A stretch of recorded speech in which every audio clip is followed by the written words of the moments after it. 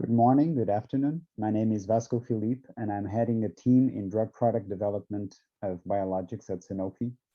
And today I'm going to talk to you a bit about overcoming challenges in high and ultra low concentration protein formulations.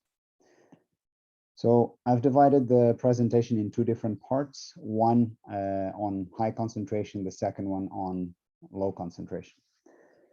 So the trend towards highly concentrated formulations is clear. We have an increasing demand for subcutaneous route. So it provides ease of use, patient compliance, self-administration, and it also reduces the hospitalization and treatment costs.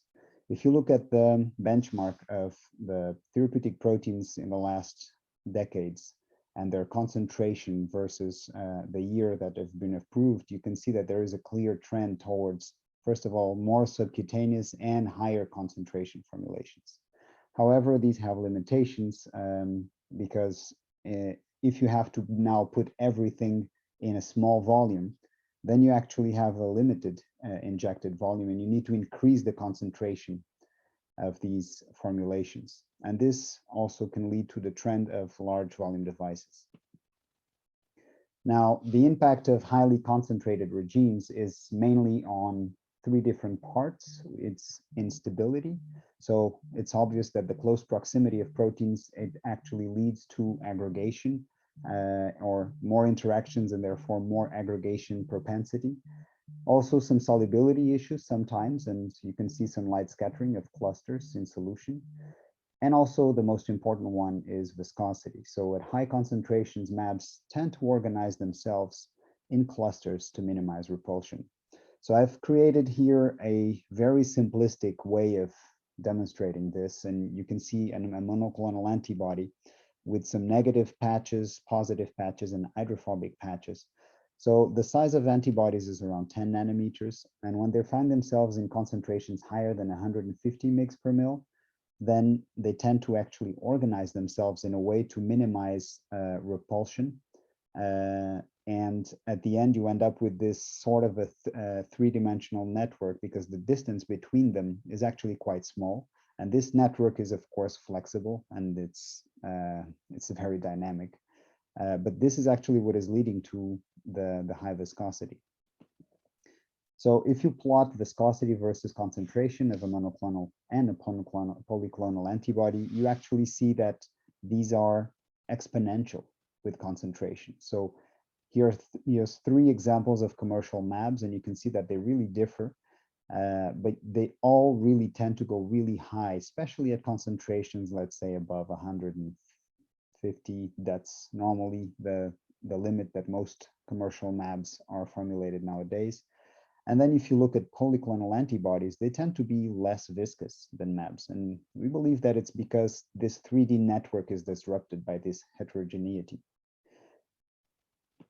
Now, what is the impact of high viscosity in formulations? Well, we can divide it into the manufacturing part and the administration part.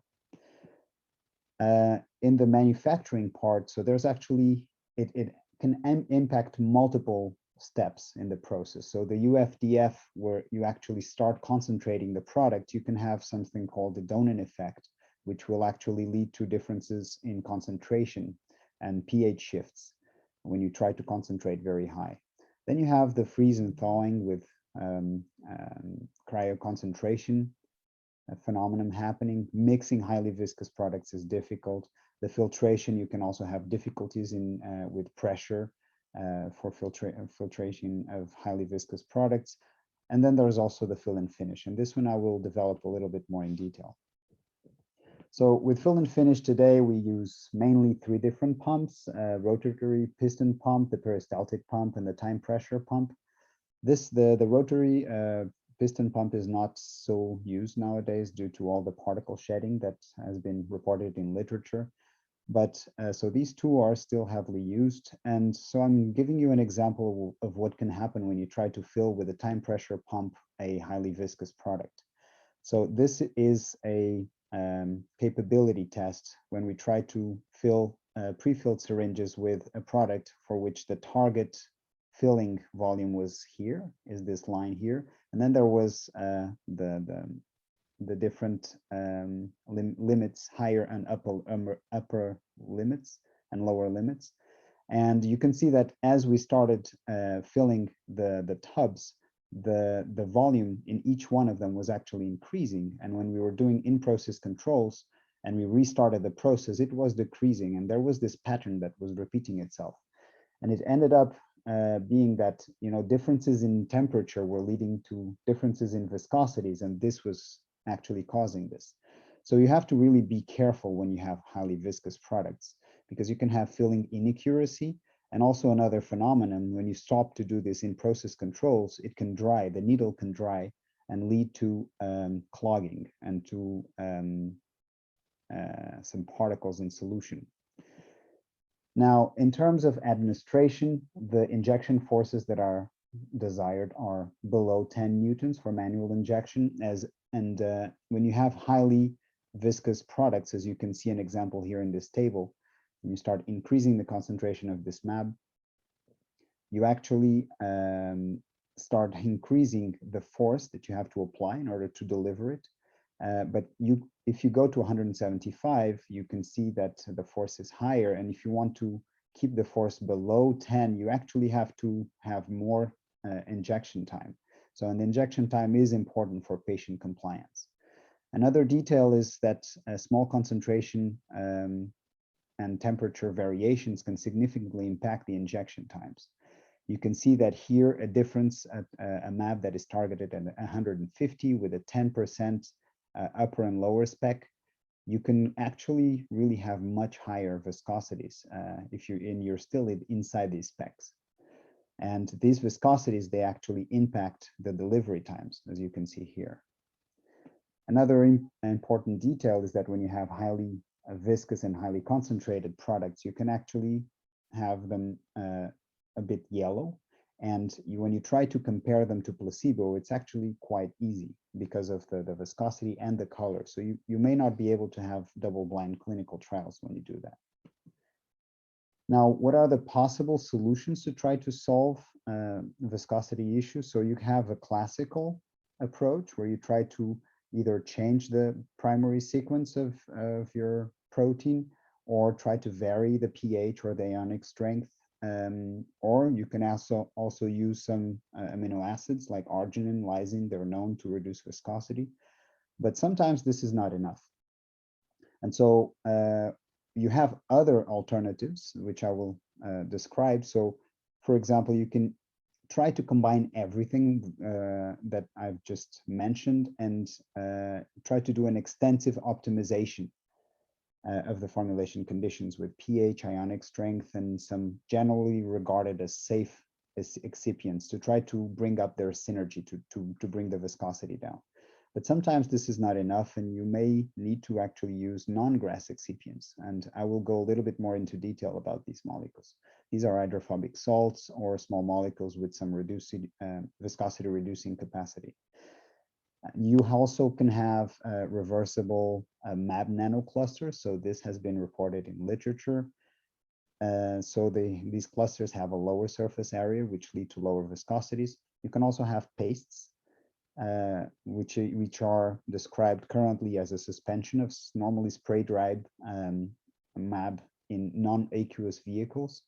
And you can also have MAB crystals. So you really condense all the MABs in a very solid and low surface area structure so that you can actually reduce this interaction between them.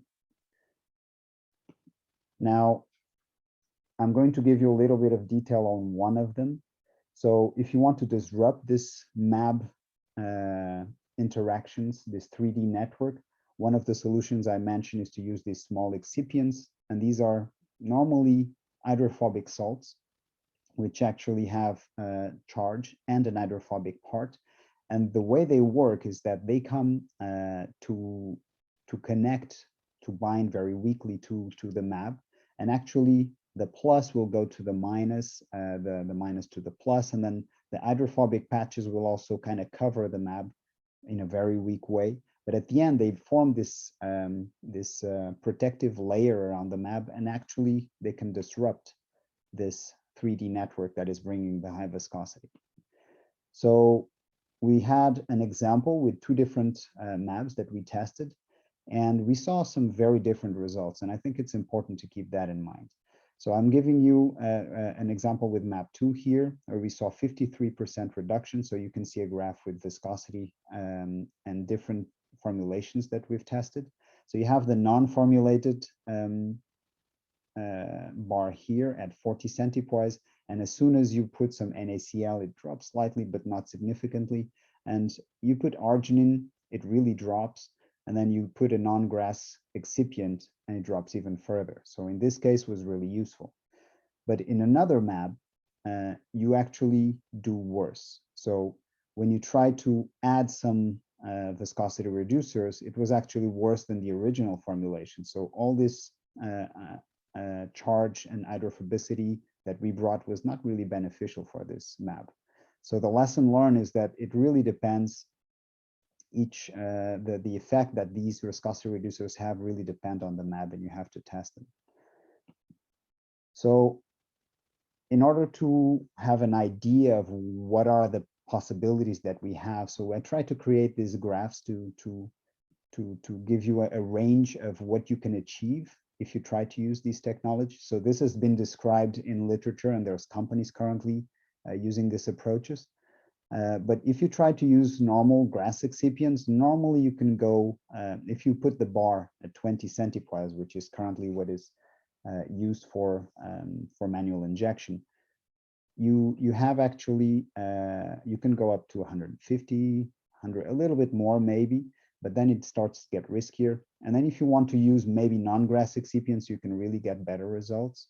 If you use pastes, you can get maybe even better. And then if you use crystals, you can really push the limits of what is possible.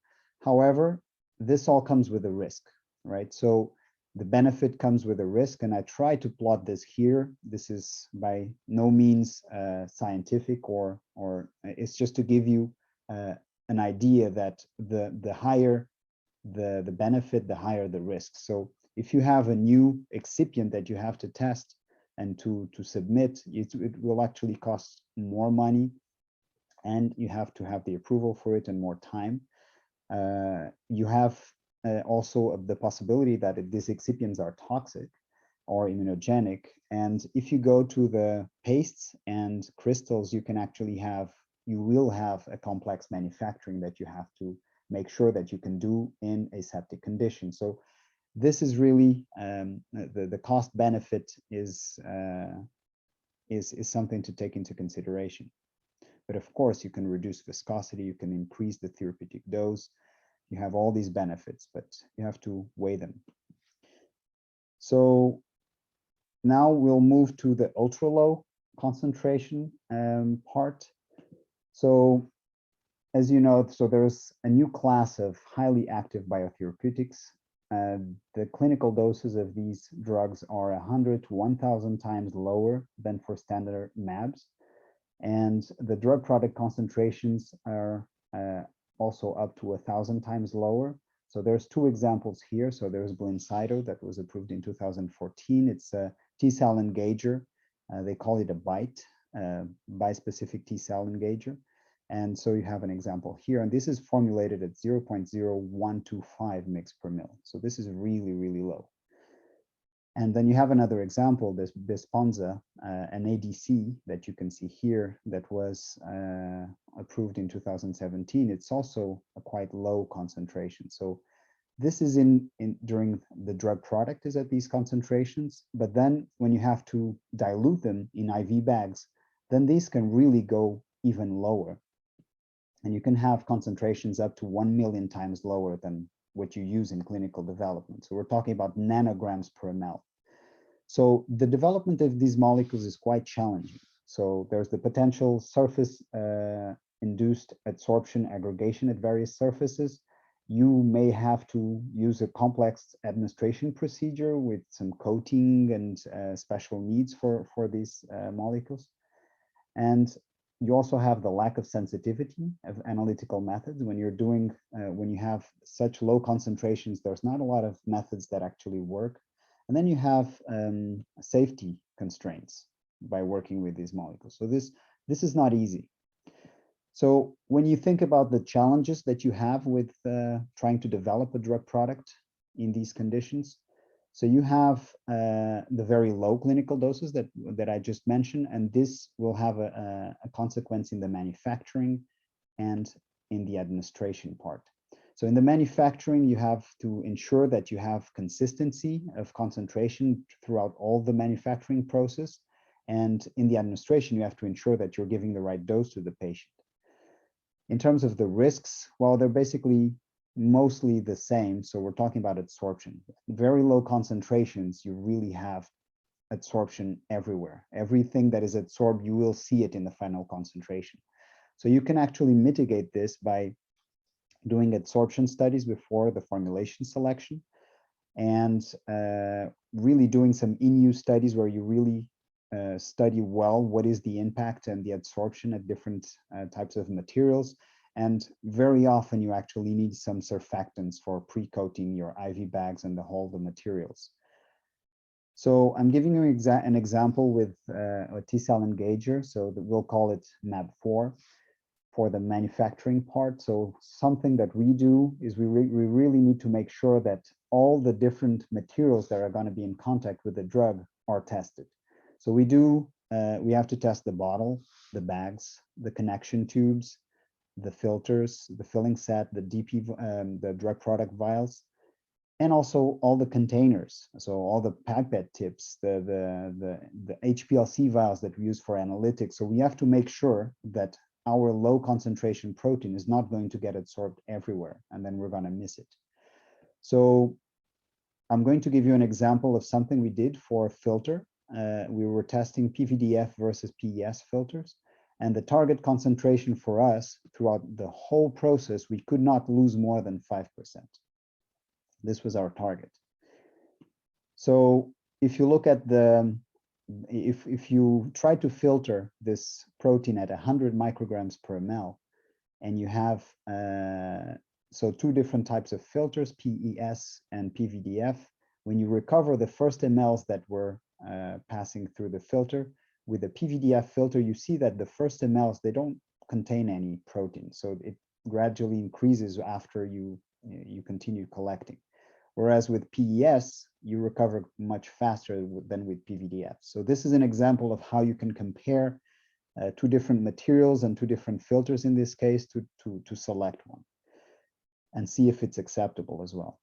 So in this case, PES was preferred, and we could manage this absorption by either using small filter sizes or using higher batch volumes, or just reject the first milliliters if we were doing point of fill filtration. So in this case, we tested all the different materials, and everything was okay. So there was no absorption in any of them, with an exception of filters, as I just showed you, and also in vials. So the glass vials were actually showing some absorption, significant absorption. And so so either you keep the concentration above a certain level, in this case, the concentration was above 250, and you can change the vial. There's different coatings that can be helpful for this. So with this, I'm going to wrap up and give you some take-home messages. So high protein concentrations can lead to several challenges related to stability and viscosity. And so there are solutions to try to reduce the viscosity that are available, but they come with associated risks and costs. And high and ultra low protein concentrations can lead to several manufacturing and administration challenges, as I just showed you. So you really need to have a thorough drug product development required to successfully deliver high and ultra low protein concentration products. So to successfully develop a drug, it's really a delicate balancing act between the patient needs and the drug product characteristics. And with that, I would like to thank all the people that have contributed with data and information for this presentation. And I would also like to thank you for your attention, and I'm looking forward for the Q&A session. Thank you.